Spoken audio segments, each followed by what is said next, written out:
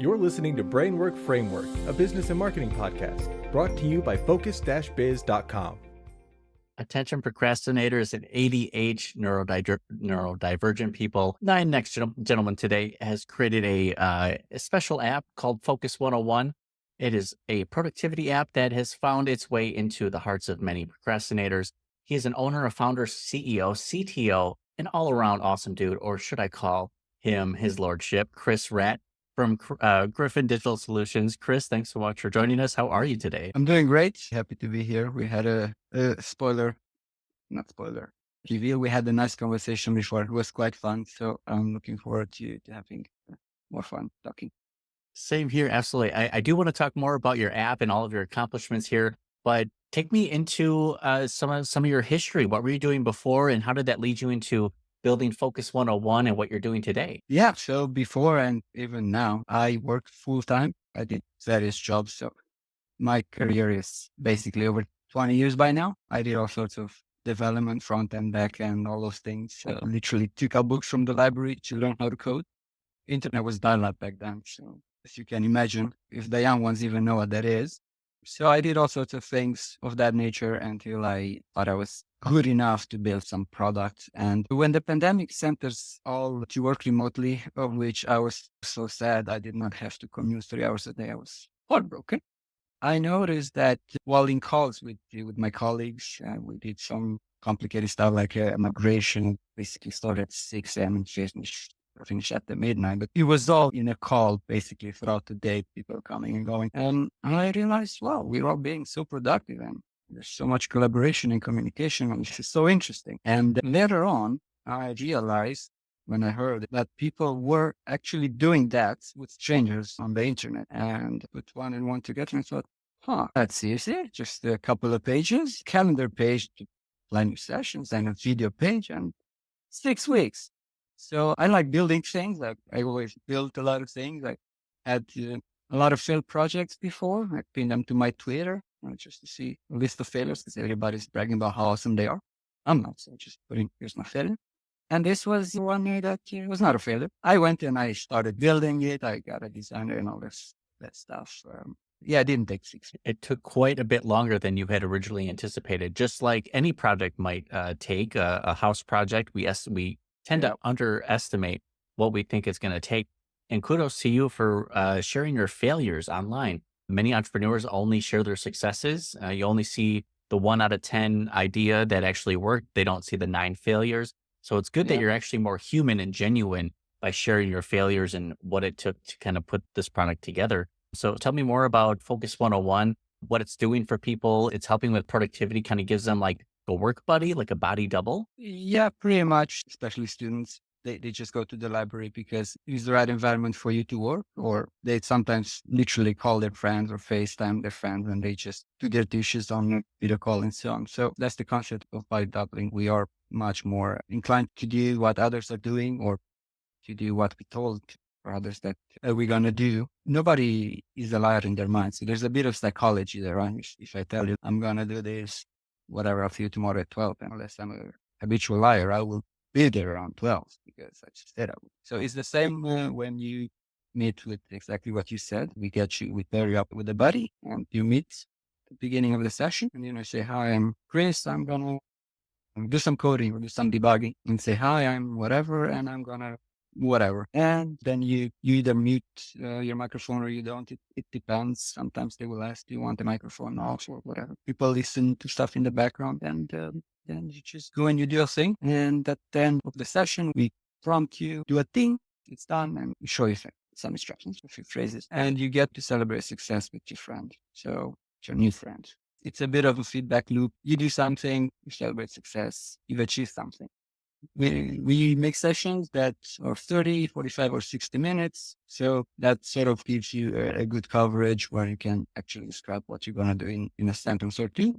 And we've also gone ahead and built other features and made it as open-ended as possible. So we try to make it as easy to use in the sense that you can do whatever you want. So if you do your 30-minute session, at the end, we don't just abruptly disconnect you. So we ask you, do you want to end the session or do you want to extend? And many times, if your partner, for example, have a bit of chemistry, And it's happened to me as well that we extended and then we kept working 2, 3, 4 hours. And then we expanded and we chatted about history, world politics, energy policies, and that kind of stuff until it was 1 in the morning.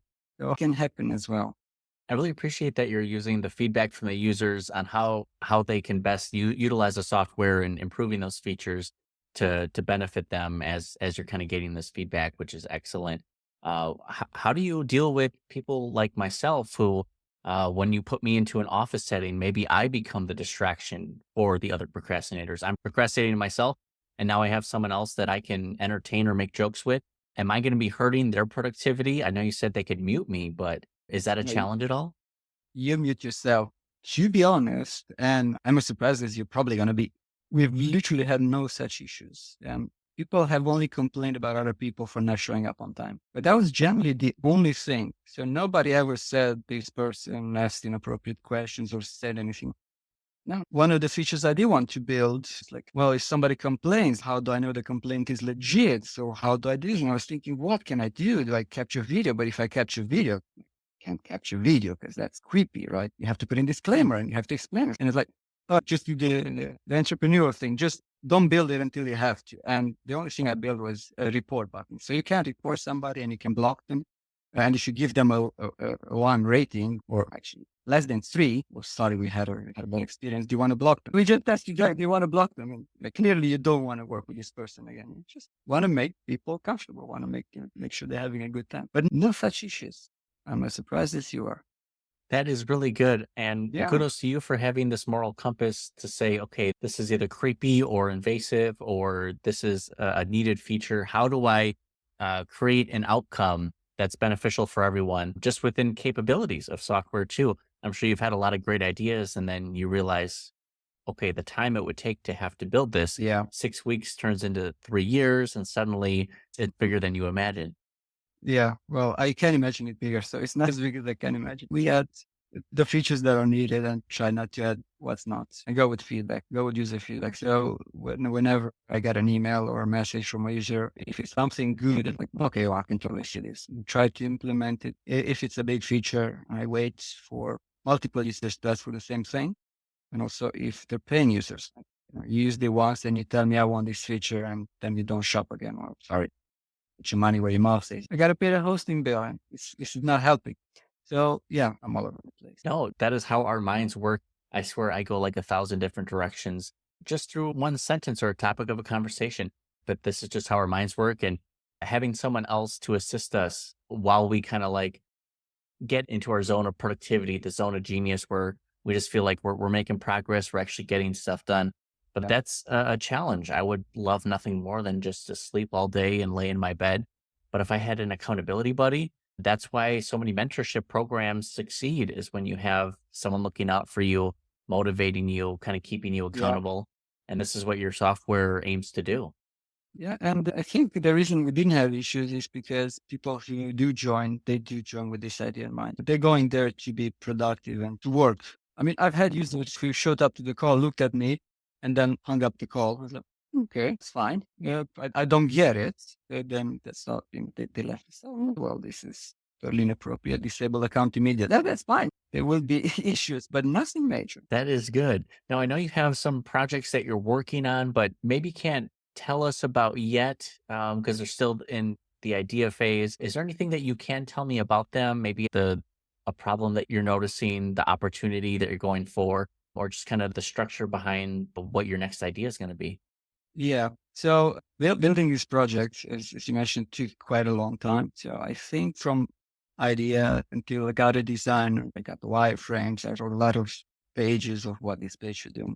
Finding somebody to help me with the front end because I just couldn't do everything myself, and change the designer, then the designer disappears, and change front end team because they didn't do what they were supposed to. They use completely different technologies and so on. So that took me around 2 years until it was actually live. I took a screenshot with the first call because that's when I write my memoir, that picture is going to be there, like the first video call. And you can see the misalignment and video on top of the other. So yeah, building this first project took me a very long time because I had so much discovery to do. So building the infrastructure, I had 4 probably 5 iterations. Right? I wanted to go with Kubernetes. But when I go Kubernetes, there are so many flavors. So all of that expanded into 2 years. And then while building these, I had to figure out things that I didn't think that I would have to. One of them was sending out emails. Now, sending out emails sounds easy. And yeah, it really is easy. But sending emails and having them land in an inbox is not that easy. So what you do is you go on and you use the likes of MailChimp and Overlays for transactions or marketing, etc. But what they tend to do, and this is something that really pisses me off, is you want to send 100 emails a day, you want to send 300 emails a month or whatever. They have some limits, which are good if you have a very low volume of email. And now you want to send 101 emails on one specific day. Well, you got to upgrade to $30 a month. It's like, come on. That really pissed me off. And I did not remember being pissed off at them. And in the end, I did upgrade because I did send out more than 100 emails more than once. And then got to send out, look, got your new account. Come on, you have to send it. But I did not remember the pissing offness. So that leads us into me listening on a podcast. And I was listening in on a live podcast, and they were talking about some email. I don't even remember what it was. It wasn't a technology podcast. It was something probably about war. And somebody said Vlad, Putin, and whatnot. And then somebody talked about email. And then somebody said, comment, oh, Vlad, the emailer. Oh, that's really funny. Sure, the domain is taken. It is not. All right. Okay. Let me buy all variations of that domain name. I'm going to build something with it because I'm from Transylvania. Vlad the Impaler. I've been to his castle, which is not really his castle. And I thought, okay, I was going to do something with that. So I kept that domain. I was still working on Focus 101. And when I reached a point with Focus 101 that it's stable enough, it's got all the features it needs, and we go down with development, I said, okay, well, now I'm going to build this emailing platform that I'm going to use myself, and I'm going to make available for others as well. So now this experience that comes from the first project. So the first project took me 2 years until it was live, actually usable. And even then it had a lot of issues. And then I built this thing in like 3 months, maybe even less. And this is all evenings and weekends. And I didn't even work as much as I did for Focus 101. So yeah, now it's live. I'm sending half my emails via my own system. And by next month, when my renewal is due, well, not only do they want to charge me tens of bucks a month to send 10,000 emails, whatever the number is, I don't remember them. Well, now they want to double it because it was 50% off first year. Like, screw you guys, I'm not. So I'm going to be sending all my emails with my own service. Thank you very much. I don't need all those features. I just want to send out transactional emails. That's it. What a cool situation to find yourself in, that you get so frustrated with how another software operates. And you said, that's not how I want to build my own. And then you're like, I'm just going to go build it myself. And now this is a great case study for showing what it's like to transfer over, switch over a provider.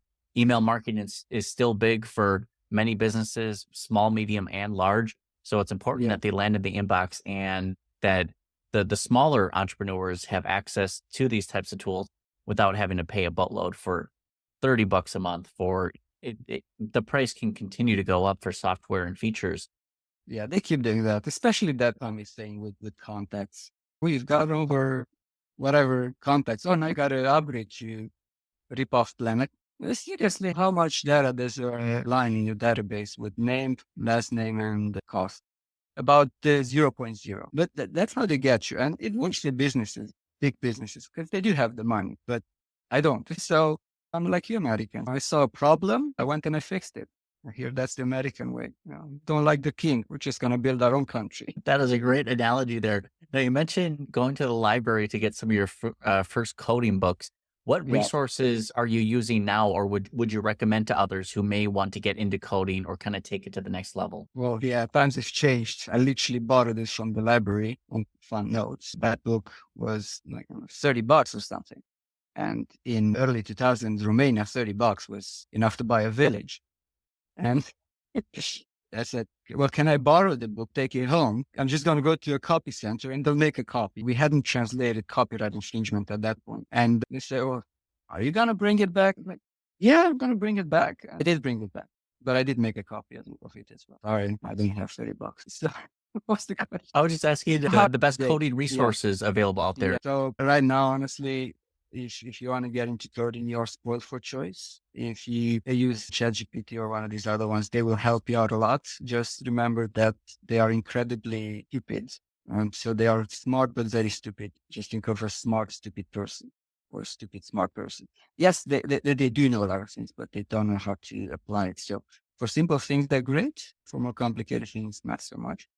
What I would advise is if you want to get into tech, because it is very vast field, you could go and you can do backend. You can do, this is just web development. You can do database. You can do database administration. You can do database development. You can do security. You can do networking. It's just so vast. I mean, I can talk to people who work in IT who don't understand what I do. It's just to give you an idea. So you probably need to figure out what sort of thing attracts you. And I would say you go and you try, you dip your fingers, you dip your toes into multiple things and you figure out what you like. I can only speak from my own experience and what others say. So I've done a lot of front end in the past and I truly hate it because I will look at it, at a designer who said, this is perfect. And I will show it to the designer and he'll just, this, and it's just soul crushing, right? So be prepared to be crushed all the time. Your soul will die multiple times a day because I just don't have the eye for that. For me, just good enough is good enough. I don't care if that logo does not align with the text. I really don't give a shit. I'm not interested. I just want it to work. But then a designer looks at it and says, well, this has to align with, that's the whole point of the design. And I do get that. But for me, my personality, it just doesn't fit. But for others, it will. Who are really into aesthetics, they will like it. I had a colleague at work who graduated art school and he was very good. He was a very good developer. I thought he cheated on his test. But like, this code is too clean. He hadn't. And he is very good with art. He really knew how to design good things and he knew how to build them. So long story short, figure out what you like and then go into specializing. That is so important to find that niche or that specialization that you're really passionate about. Because like you said, one thing that you may enjoy may not be good for others and vice versa. And that's really where you find your zone of genius, where you can really enjoy the work that you're doing, feel fulfilled, and not be expending your energy trying to think about, does this logo match up? Because someone else is going to worry about that and they'll enjoy that. Whereas you, hey, it's just not my cup of tea, but it's important to find that. Yeah, and this is a pro tip. Follow your level of energy and always pursue the thing that gives you energy. So for me, my projects, they give me energy. People say to me like, "No, I don't know how you can do this. Like, how can you work so much?" No, I'm having fun. Okay, building this email system.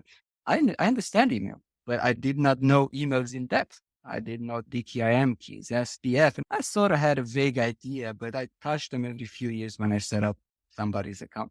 But now I had to go in and I had to learn. I had to figure out. I had to read how you send that, how do that, how do they unsubscribe?